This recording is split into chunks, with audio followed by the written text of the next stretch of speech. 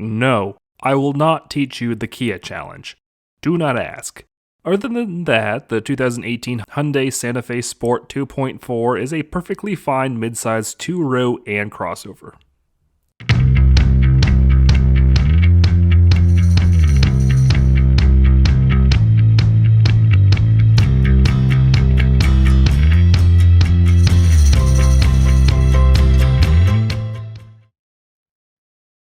Alright, let's get the elephant out of the room. On July 12th, 2022, a TikTok video was uploaded detailing how you could easily break into and steal 2016 to 21 Hyundais and 2011 and 2021 Kias that use a traditional key to start the engine.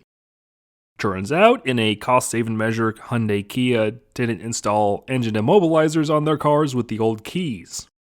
Now, many cost-saving measures have led to huge class action lawsuits due to the danger and risk they pose, like the GM ignition switches of the aughts in early Ford Pinto's gas tank locations. Here, it led to the risk of your car being very easy to steal. Hyundai Kia is currently in their early stages of a potential class action lawsuit of their own, so it'll be something to keep an eye on. Immobilizers became standard in all 2022 and newer models, and the company is offering a glass break sensor kit as well as software updates that are being applied to most models during the first half of 2023. This is certainly an egg on its face moment for the Korean car company, and it will certainly be something to keep an eye on as the story evolves. Anyways, here's one of those affected cars, a 2018 Hyundai Santa Fe Sport 2.4. The Hyundai Santa Fe was Kia's first SUV, at least in the North American market. In Asian and emerging markets, Hyundai developed a rebadged/reworked version of Mitsubishi's Pajero known as the Galloper.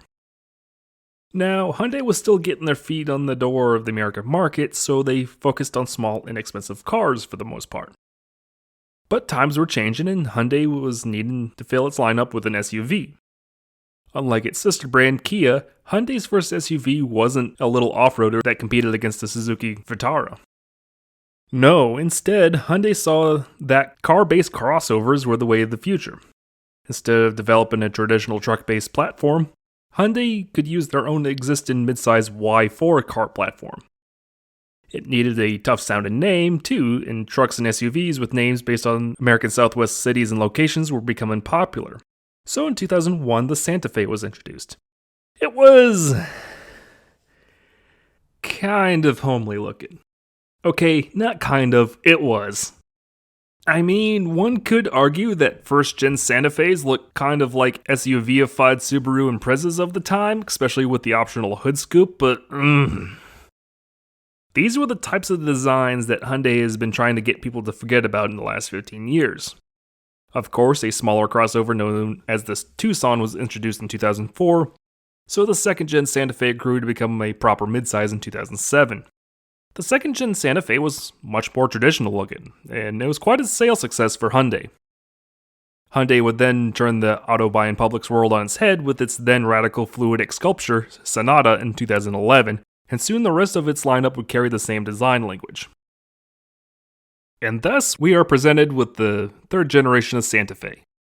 Introduced in 2013, this model would actually be split into two distinct submodels.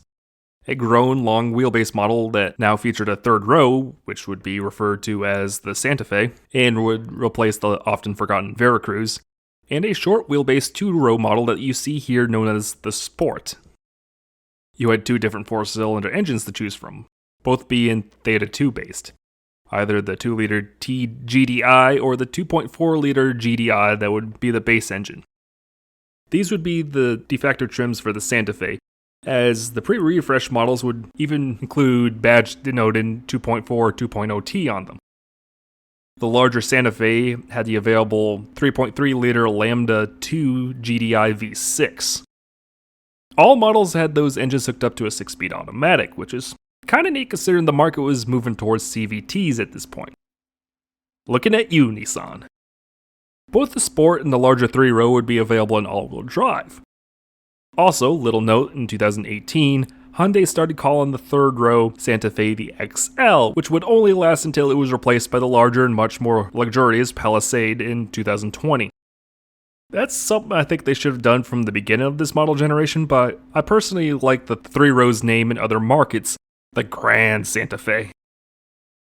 Even in its base form, you got a bunch of standard stuff on the 2018 Santa Fe Sport, which has always been kind of a hallmark selling point for Hyundai. You get most, if not all, options up front, and they come in a little cheaper over their competition while offering comparable, if not better, build quality. You get stuff like a telescoping wheel, power ports galore, side impact airbags, etc., etc., etc. Even with the mass of dead buttons and not having the technology package, it still feels well equipped. Yeah, it's not luxury car nice or maybe even Toyota nice, but it still feels good in here. Like, even by 2018, this blows away the American counterparts and it feels a lot nicer compared to period Nissans. Yeah, you get some bits like the shifter feeling like you're trying to pull it through the all syrup super squishy, but most of the switchgear and the seats feel like it's well put together with quality parts. Being a non-third row model, you get fantastic cargo space, and the second row seats fold almost flat despite having to move the front seats slightly if you have them all the way back if you're a taller guy like me. The second row seats are also fully adjustable, which somehow I wasn't expecting to see. And you get a charging port, B-pillar mounted vents, and a fold-down armrest with pop-out cup holders like that of the Mercedes CLA 250 that I reviewed just a couple episodes back. On the road, it's nothing special. Ride quality and steering are decent, it's no sports car, but it's fine. And the suspension soaks up the rough North Carolina roads with ease. Power delivery out of the 2.4, though, on the other hand, is fairly disappointing. I know it's the base 4-banger, and it's certainly not slow when compared to cars of 20 years ago, but it just feels tired and strained in this mid-size crossover's engine bay. It just felt like it was lazily dragging itself up to speed every time. And I honestly thought this had a CVT until I really hammered on it and it downshifted on me. These consumer-grade crossovers aren't typically sporty, but the 174 horsepower doesn't feel like it's enough in this platform. It's just meh, which is what you would expect. It's not insultingly as bad as period Nissan CVTs of the 2010s, but it's not what many would consider good. Of course, this is all probably a complaint of the base 2.4 itself, as I have driven its platform mate, the slightly larger Sorento, a few years ago with the 2-liter, and I didn't have any issues with that. So yeah, if you're looking into a Santa Fe, go for the 2-liter or the V6. Another thing to look out for, of course, is the Theta engine longevity. This led to 2 major class action lawsuits and has resulted in the replacement or fixes of over 423,000 engines. Before the Kia Boys scandal, this was the big thing that people had to worry about when it came to Hyundais and Kias. According to the Korean manufacturer, stray metal around the crankshaft from the deburn process was getting into the oil and bearings and killing the crankshafts. Yeah, the Theta was known for spinning bearings. The crankshaft is pretty much the most important bit of the engine. It's essentially the backbone of the entire engine. So yeah, while Hyundai Kia were going through their much acclaimed renaissance of the 2010s, they had a major reliability concern over their new line of 4-cylinder engines. The V6s were fine, but this was a major issue to the brand that they had to take care of in order to try to save face. I had a former crew chief in NASCAR that had a 2014 Sonata whom Hyundai replaced its blown-up engine in, despite that car having over 425,000 miles on it at the time. I'm still kicking myself that I never got that car on the channel, as it was truly a unicorn, being one of the few 6-speed manual 6th-gen Sonatas sold in America.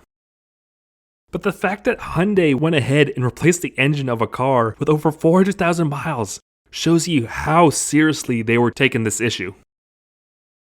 Anyways, this particular 2018 Hyundai Santa Fe Sport 2.4 is owned by friend of the show Keith of Mooresville, North Carolina. Keith owned the 2014 Nissan Maxima S from episode 60, and unfortunately that car was rear-ended while he was sitting at a stoplight shortly after the New Year's. Insurance unfortunately totaled that car and he had to find something else. He had been wanting an SUV for a little bit now, as he had been having issues with hauling stuff in the Maxima, as well as the reliability issues that the Jatco's CVT was bringing him. Well, the Santa Fe Sport ended up being right up his alley, and he made a deal on it shortly after beginning the search. It had all 5 major recalls done to it, which included the big Theta 4-banger ones that involved tearing down the engine down to the crankshaft. With all of those taken care of, this was an easy buy for him. It gets much better gas mileage over the A35 Maxima with its VQ V6, and he's glad he doesn't have to pay for premium gasoline anymore. The only issue he has at the moment is the rear hatch is currently leaking in the rain, but the dealer he got it at is replacing it for him at no cost. Overall, he's quite happy with his recent purchase. The 3rd generation Hyundai Santa Fe is a perfectly fine and serviceable midsize crossover, either in its 2-row sport or 3-row variations. While it may be slightly underpowered with the base 2.4, it's still a perfectly fine automobile to soak up highway miles in. That being said, there's 2 very big asterisks to put beside this crossover that you have to make sure that's taken care of. 1. The engine recalls. For the love of God, make sure this is done before you get left on the side of the road with a huge repair bill. And 2. The current Kia Boys theft issue that Hyundai started to address with software updates and additional security. Before you get into one of these, look into those 2 things and make sure that the Santa Fe you have has been taken care of. Other than that, go right ahead. They're cheaper than a comparable Highlander or a Pilot, and they're put together much more solidly over a Ford or a Chevy.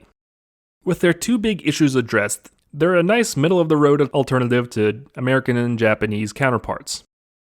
2018 Hyundai Santa Fe Sport 2.4. It's a very nice mid-sized consumer-grade crossover. But keep in mind there's 2 very big issues that you need to get looked at before getting one of these cars. Have a good day, everyone. Thank you once again for watching another episode of Wookie Drives. This week's episode comes courtesy of Keith of Mooresville, North Carolina, for letting me film his newly purchased crossover for this episode.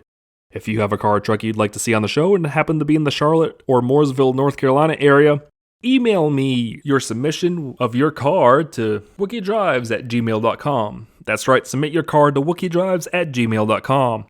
That is wookiedrives@gmail.com. Don't forget to give the video a like, drop a comment with some feedback. Any sort of feedback in the comment section is good because any sort of interaction really helps these small channels grow in the algorithm. Share with all your Hyundai friends, and finally, don't forget to subscribe and hit that bell for notifications for more Wookie Drives like these. Thank you so much for watching, and have a good day. In a world where SUV's sole focus is safety, comes one SUV where safety and tech coexist in perfect harmony.